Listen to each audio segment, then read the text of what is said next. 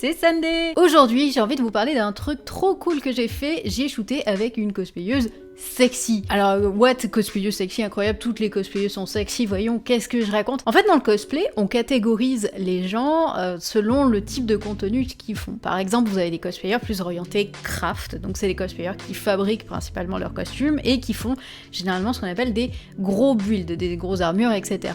Vous avez une catégorie, ce qu'on appelle la catégorie un peu plus casual, qui fait des costumes avec des costumes achetés, des pièces trouvées, existantes dans le commerce, etc. Et vous avez cette catégorie des cosplayers sexy. Ce sont des cosplayers qui font des contenus un peu plus orientés, matures. Le genre de contenu qu'on est super mal à l'aise lorsqu'on ouvre Instagram dans le métro et on se retrouve avec des photos à moitié à poil. C'est du vécu. J'ai shooté avec une cosplayeuse sexy. Cette cosplayeuse s'appelle Soaliana et on a fait ensemble un shoot Nekopara avec le costume que vous avez peut-être vu dans une précédente vidéo de review. C'est pas la première fois que je fais un shoot cosplay, à vrai dire ça fait quand même 6 ans que je fais du cosplay et je commence à avoir un petit peu l'habitude de faire des shootings photos. Mais là c'est vraiment la première fois où j'ai shooté dans des conditions de shoot un peu plus sexy. La première étape du shoot ça a déjà été d'installer ce cerceau floral et j'ai eu l'aide d'un petit compagnon à poil qui a été un petit monstre pendant la totalité du shooting, c'est-à-dire qu'il se jetait sur les fleurs, qu'il amusait beaucoup, pour taper dedans et jouer avec. Donc je le regardais jouer au foot à travers toute la maison et j'étais en mode tu es insupportable, mais tu es trop mignon. On s'est changé, on s'est habillé et paf, séance photo a commencé. On fait les photos, en général un shooting photo c'est à peu près 2 heures. On n'a pas mis 2 heures pour faire les photos. On a pris énormément de temps pour faire les photos, ça nous a pris énormément de temps.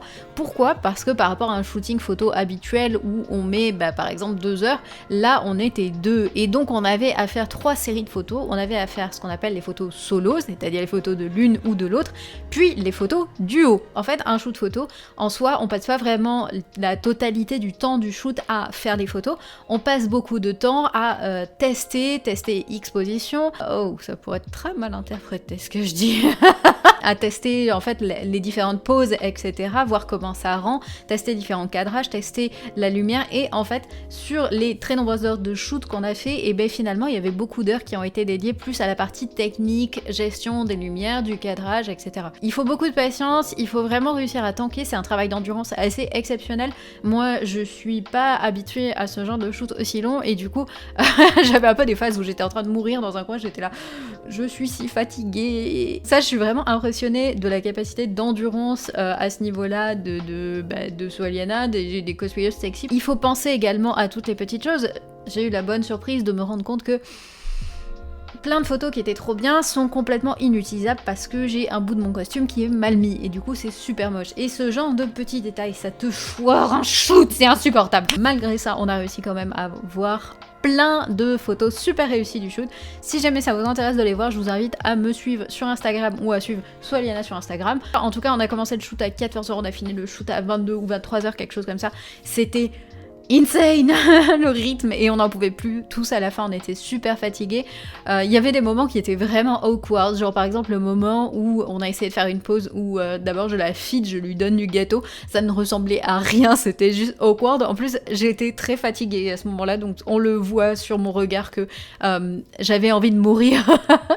En plus, tous les gâteaux, la crème était en train de fondre, les trucs on les avait depuis des heures, donc du coup, ça ressemblait à rien. Et normalement, je vous dis gâteau, c'est appétissant, mais là vraiment, ça avait zéro gueule, c'était horrible. C'était une super expérience, c'était très cool, les photos sont vraiment super réussies et je suis contente d'avoir un photoset d'une qualité pareille.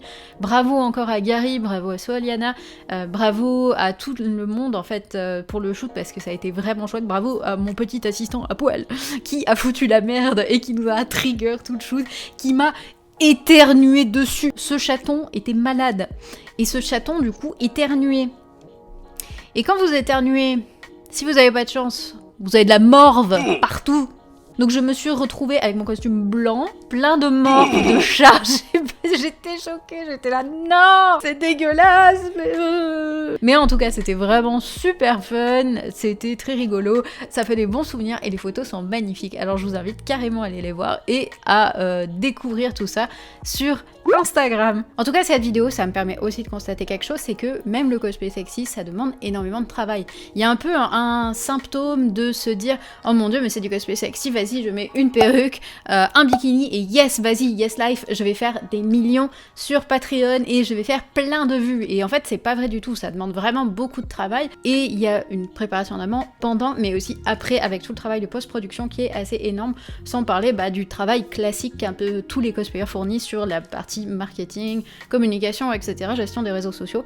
Donc franchement, c'était vraiment une super expérience de tester une autre façon de faire du cosplay. Moi, j'ai adoré ça, j'ai trouvé ça super bien et j'espère du coup que ça pourra faire découvrir un petit peu d'autres facettes du cosplay aux personnes qui ne connaissent pas vraiment. Je vous fais plein de bisous, on se retrouve bientôt pour une nouvelle vidéo. N'oubliez pas de vous abonner si c'est pas encore fait. Insta, Twitter, blabla, Twitch, ce que vous voulez. Passez une bonne fin de journée, je vous embrasse, à la prochaine. Ciao!